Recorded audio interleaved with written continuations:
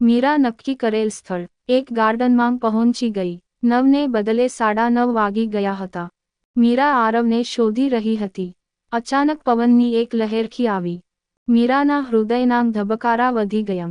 મીરાને એક અલગ પ્રકારનો અહેસાસ થવા લાગ્યો અને એ જાણતી હતી કે આરવ જ્યારે એની આસપાસ હોય ત્યારે જ એને આવું થાય અને તેણે પાછળ ફરીને જોયું તો સાચે આરવ તેની સામે ઊભો હતો। 2 વર્ષ પછી અંતે તેણે આરવને જોયો। આરવને જોઈ તેને થયું કે સમય બસ અહીં જ થોભી જાય જ્યાં સુધી હું આરવના ચહેરાને મારા મનમાં ન ભરી લઉં। કોલેજ પૂરી કર્યા પછી તો આરવ તેના પપ્પાના બિઝનેસમાં લાગી ગયો અને થોડાક જ દિવસમાં તો એને તેના પપ્પાએ અમેરિકામાં બીજી બ્રાન્ચ ચાલુ કરી અને આરવને ત્યાં મોકલી દીધો। બસ એ પછીથી અમે મળ્યા જ નહીં અને આજે એ મારી સામે છે। આરવ: ઓ હેલો મેડમ, ધ્યાન ક્યાં છે તમારું? હું ક્યારનો તને બોલાવું છું ને તું કોના વિચારોમાં ખોવાઈ ગઈ? કે પછી ઉંમરને લીધે તારા કાને કામ કરવાનું બંધ કરી દીધું ને જરાક ટાઈમ જો પૂરી અડધી કલાક મોડી છો?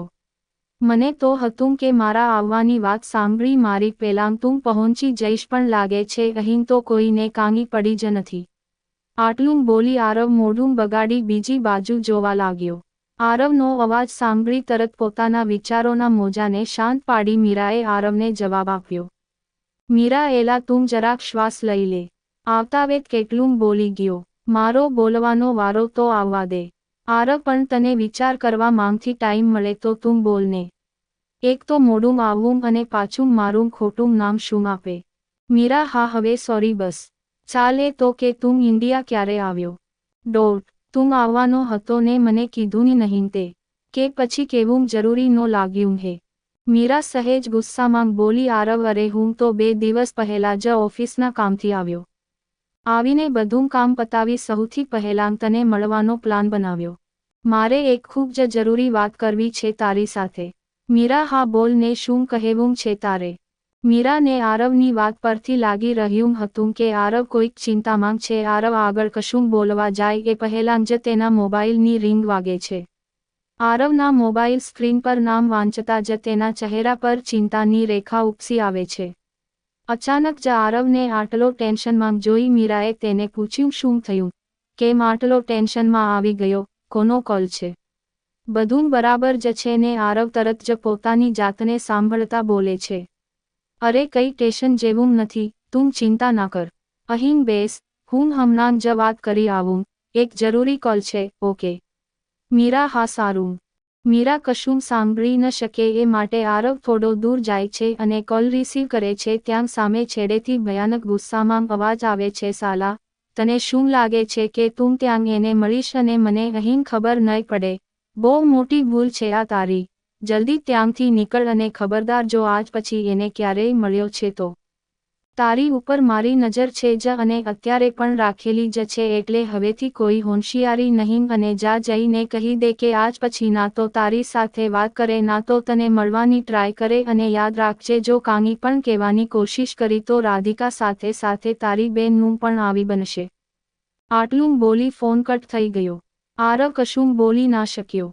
તેની આંખમાં આંસુ આવી ગયા પણ એની વાત માન્યા સિવાય બીજો કોઈ વિકલ્પ પણ ન હતો તેની પાસે કેમ કે રાધિકા અને આરવની બહેન બંનેની જિંદગીનો સવાલ હતો।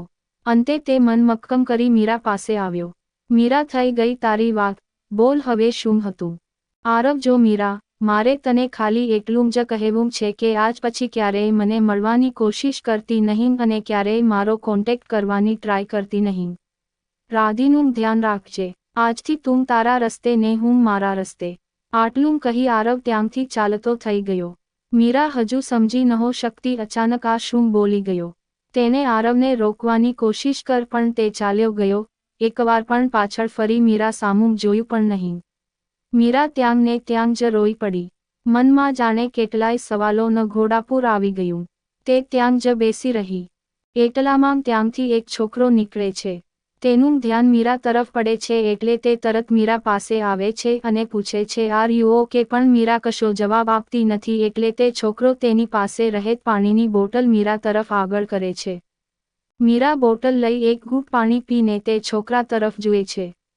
ચહેરો થોડો જાણીતો લાગે છે પણ તે ઓળખી શકતી નથી અને તે એમ પણ દુઃખી હોવાથી તે કશું વિચારી શકે એવી પરિસ્થિતિમાં પણ નહોતી.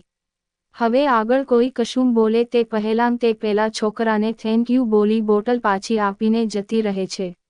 મીરા ઝડપથી પોતાની ગાડી લઈ ઘરે પહોંચે છે. ગાડીનો અવાજ આવતાં સુમિત્રાબહેને રાધિકાને કહ્યું, જા તો રાધી, દરવાજો ખોલ. મીરા આવી ગઈ લાગે છે. રાધી ઊભી થઈને દરવાજો ખોલે છે. મીરાનો ઉતરી ગયેલો ચહેરો જોતા રાધિકાને અંદાજો આવી જાય છે કે આરવ અને મીરા વચ્ચે કાંઈક તો થયું છે. ત્યાં પાછળથી સુમિત્રાબહેન આવે છે એટલે હાલમ રાધિકા મીરાને કશું પૂછતી નથી.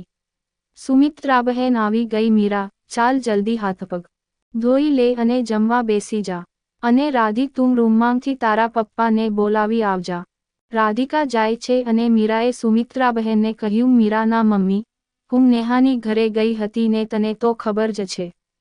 એના મમ્મી મને ભૂખી ના જ આવવા દે એટલે હું જમીને જ આવી છું અને હવે હું રૂમમાં જાઉં છું, ઘડીક વાર સૂઈ જાઉં છું. આટલું તો પરાણે સ્માઇલ કરી મીરા માંડ બોલી શકી કે જેથી સુમિત્રાબહેનને ખબર ન પડે. તે તરત જ પોતાના રૂમમાં જતી રહી અને બહાર વરસતા ધોધમાર વરસાદની સાથે સાથે પોતાની આંખોને વરસાવતા ક્યારે ઊંઘ આવી ગઈ ખબર જ ના પડી.